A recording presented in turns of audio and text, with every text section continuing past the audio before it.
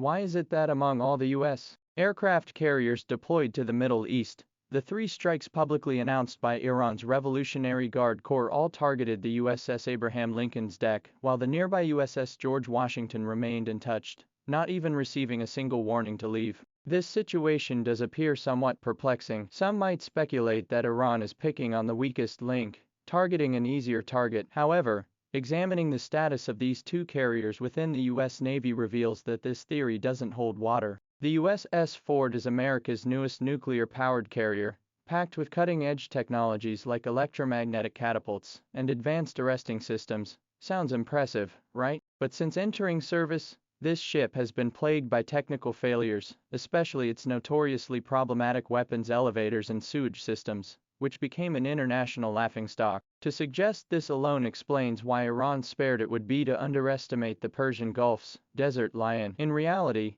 by the time the Ford was deployed near Israeli waters, its so-called chronic issues had long been resolved, restoring its full combat readiness. Iran's decision to bypass it certainly wasn't born from fear of technical failure. The real reason lies in the starkly different deployment locations and operational missions of the two carriers. The U.S. hastily redeployed the USS Abraham Lincoln from the Asia-Pacific region and pulled the USS Gerald R. Ford from the Atlantic, forming a dual-carrier strike group rarely seen in recent years. The objective was to create a deterrent posture against Iran, pincering it from east and west while coordinating north and south. However, these two fists extend to different lengths, prompting Iran to naturally target the one closest and most directly threatening. The USS Abraham Lincoln Strike Group was deployed in the Gulf of Oman. This position is highly sensitive, hugging Iran's southeastern coastline and directly facing Iran's southern gateway. For the U.S. military, the Lincoln's mission is to choke off Iran's vital sea lanes during wartime by blocking the Strait of Hormuz. Simultaneously, leveraging the operational range advantage of its carrier-based aircraft, it aims to exert close-range pressure on military targets deep within Iran's interior. This carrier functions like a dagger pressed against Iran's flank, positioned so close that Iran's shore-based radar network can monitor its every move around the clock. For the Iranian Revolutionary Guard Corps Navy, striking such a close-range target relies on short-range missiles, shore-based anti-ship missiles, and large numbers of suicide drones. Iran possesses ample reserves of these relatively low-cost weapons. Moreover, the short travel distance minimizes the time required for these weapons to reach their targets, drastically reducing the reaction and interception window for the U.S. Navy's Aegis systems. Therefore, whether assessed by the urgency of the military threat or the probability of a successful strike, the USS Abraham Lincoln represents the most compelling high-value target. In contrast, the USS Ford's position is far more delicate. Initially stationed in the eastern Mediterranean, its primary mission is to provide flank protection for Israel from the northern front, while maintaining strategic deterrence along Iran's western border. The distance from the Mediterranean to mainland Iran spans over 1,000 kilometers, traversing airspace over Iraq, Syria, and much of the Middle East. For Iran to target the USS Ford, it could no longer rely on agile, low-cost drones. Instead, it would have to deploy its limited stockpile of expensive, long-range ballistic missiles. These missiles would need to traverse thousands of kilometers, penetrating not only the U.S. radar networks and interceptor systems deployed along the route, but also crossing the airspace of multiple nations. Any miscalculation could trigger unnecessary diplomatic complications. Even if the missiles reached the Mediterranean, their accuracy would be significantly compromised after such a long flight. Whether they could hit a high-speed, maneuvering aircraft carrier remains a huge unknown. Iran has calculated very clearly that using scarce long-range strategic weapons against a target with extremely low hit probability and relatively indirect threat is not worth the cost. So Iran's relentless targeting of the USS Abraham Lincoln was far more than just venting frustration.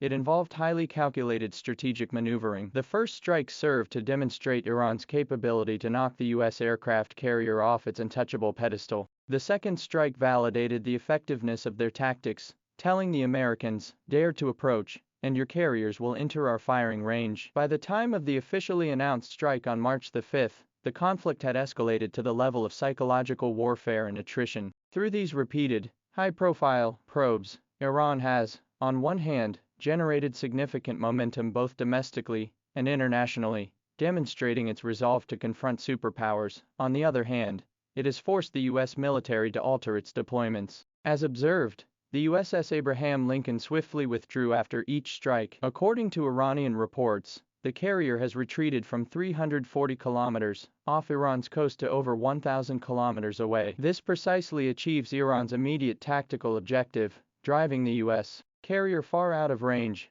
preventing its aircraft from threatening Iranian territory, thereby easing domestic air defense pressure and firmly securing the Strait of Hormuz, the sole gateway to the Persian Gulf. The current situation is now clear. The U.S. military's dual-carrier formation has failed to hold its ground against Iran's asymmetric attrition tactics. One carrier is being chased away, while the other idles helplessly in the Mediterranean. To salvage face and bolster Israel's position, the Pentagon has urgently escalated its response, preparing to dispatch a third carrier, the USS George H.W. Bush, to the Middle East for reinforcement. This Nimitz-class vessel represents proven combat capability. Some military analysts suggest it may even be more reliable in actual combat than the frequently malfunctioning USS Abraham Lincoln. But here's the catch. Is the U.S. Navy really short on carriers? Clearly not. Their core challenge lies in countering Iran's overwhelming swarms of near-costless drones and hit-and-run coastal missile tactics. No matter how advanced the Aegis system,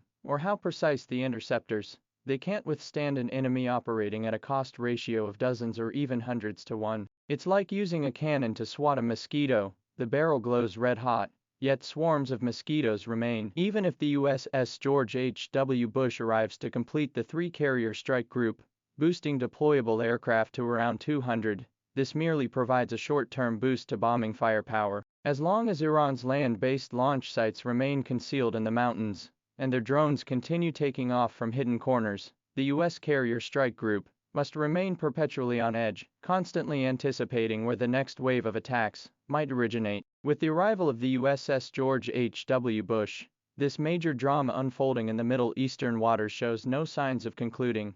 It may have only just begun. Where will the Bush be deployed next? Will it replace the USS Abraham Lincoln to continue idling in the Gulf of Oman, or will it be sent to safer waters? And will Iran, facing this third carrier, continue its single-minded focus on the Lincoln, or will it extend a welcome gift to the newcomer, the USS George H.W. Bush? These uncertainties linger over the turbulent waters of the region.